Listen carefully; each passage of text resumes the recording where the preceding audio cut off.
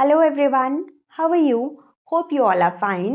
Today we are going to start a very important topic of maths, that is integers. So in this module we'll discuss the introduction of integers. ये integers है क्या चीज़? ये बहुत important topic है maths का और ये सबको आना चाहिए क्यों? क्योंकि इसी के बेस पर हम लोग अपने हायर स्टैंडर्ड्स में मैथ्स की कैलकुलेशंस कर सकते हैं. So before we start about integers, let us recall the numbers which we have already discussed in our previous classes. For example, natural numbers. Natural numbers क्या होते हैं? The normal counting numbers. और वो कहाँ से start होते हैं? They starts from number 1.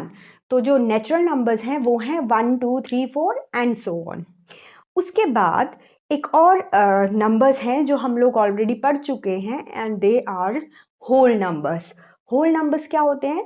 Whole numbers, zero and all natural numbers. Whole numbers में क्या होगा? Zero.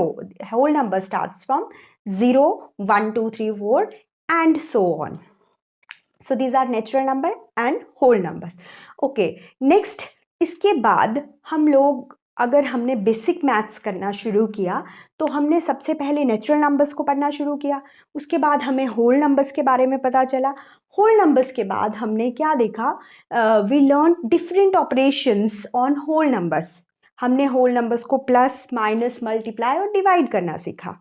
सो देखिए, now we know that sum of two whole numbers is always a whole number. We can find the product of whole numbers. We can find the division of whole number. And also we can subtract a smaller whole number from the greater whole numbers. ठीक है, बहुत easy है. लेकिन क्या हम ऐसे questions भी कर सकते हैं?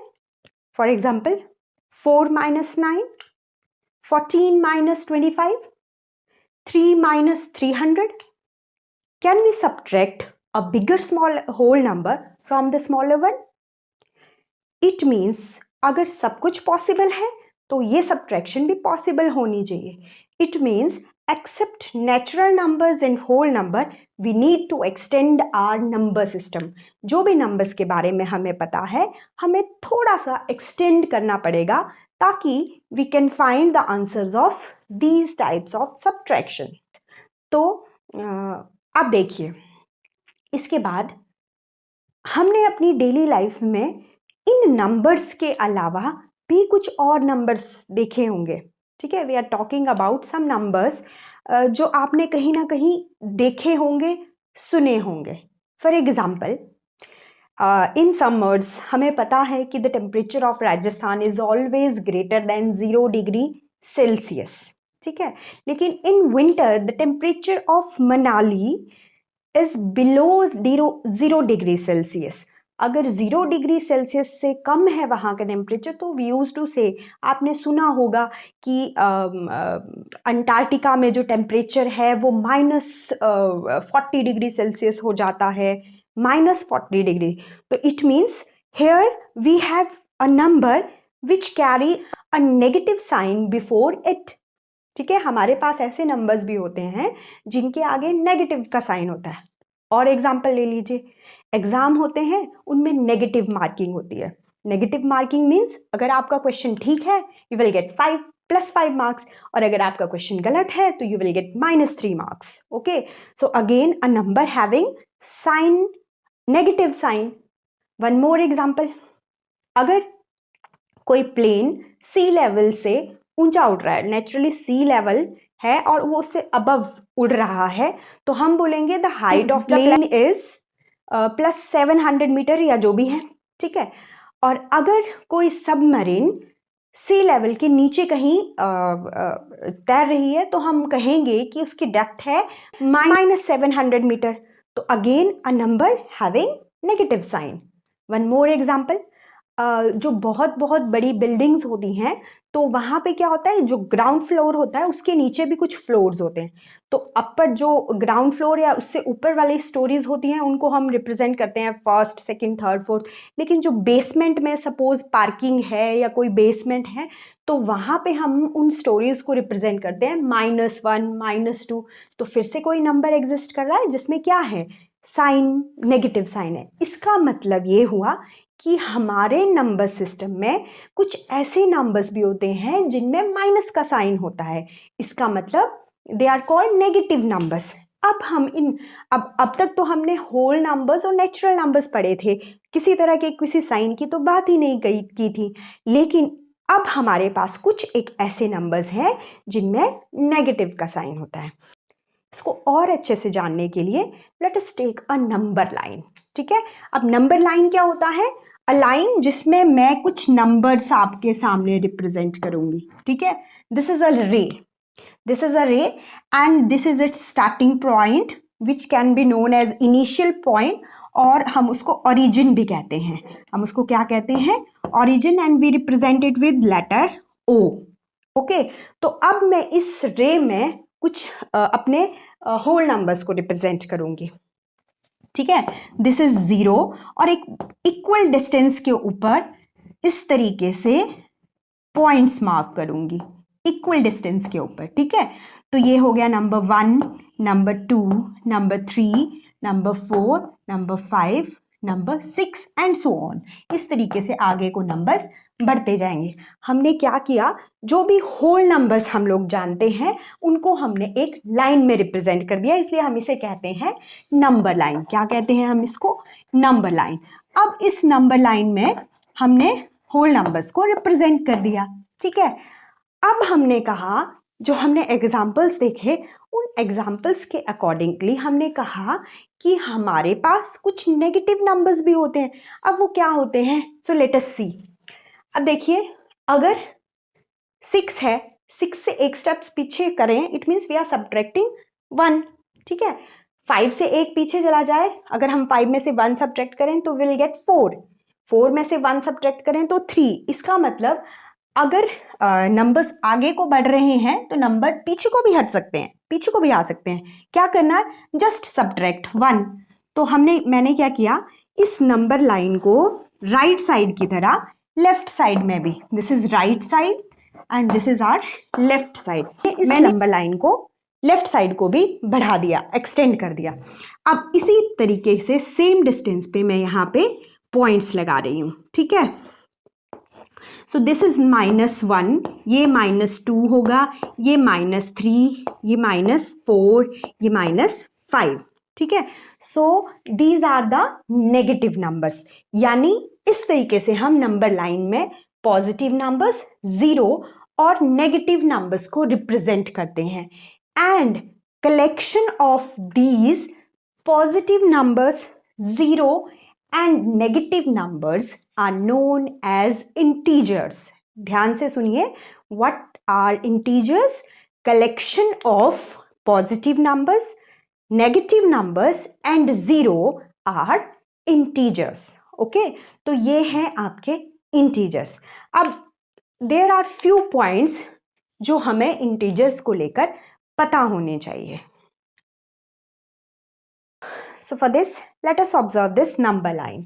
अब आपके पास नंबर लाइंस में हमने 3 थिंग्स आपके सामने रखी, positive numbers, negative numbers and 0। तो सबसे पहले दीज आर पॉजिटिव नंबर्स। अब ये पॉजिटिव नंबर्स हैं, इसलिए हम इनको पॉजिटिव इंटीजर्स भी कहते हैं। क्या कहते हैं? Positive integers. These are also called positive integers. और पॉजिटिव इंटीजर्स हमेशा रिप्रेजेंट होते हैं, आप या तो विदाउट एनी साइन किसी नंबर को लिख लीजिए, या फिर you can put a sign of plus before the number, और +25। अगर आप +25 लिख रहे हैं और ओनली 25 लिख रहे हैं, it means both are positive integers. तो पॉजिटिव इंटीजर्स को हम इस तरीके से रिप्रेजेंट करते हैं। Next is 0। अब 0 क्या है? 0 is neither positive nor negative. ठीक है, 0 किसी में नहीं आता है, ना पॉजिटिव में ना नेगेटिव में। Next, these are the numbers जिनके आगे माइनस का साइन लगा हुआ है, so these are called negative integers. इनको हम कहते हैं negative integers. So these are negative integers. जब भी किसी भी नंबर के आगे माइनस का साइन लग रहा है, it means this is a negative integers.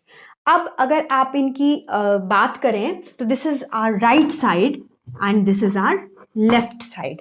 तो ध्यान से देखेंगे, अगर आप सिर्फ पॉजिटिव नंबर्स को ही ऑब्जर्व करो, पॉजिटिव इंटीजर्स को भी, तो हमें पता है कि राइट साइड का जो नंबर है वो लेफ्ट साइड के नंबर से क्या है, बिगर है।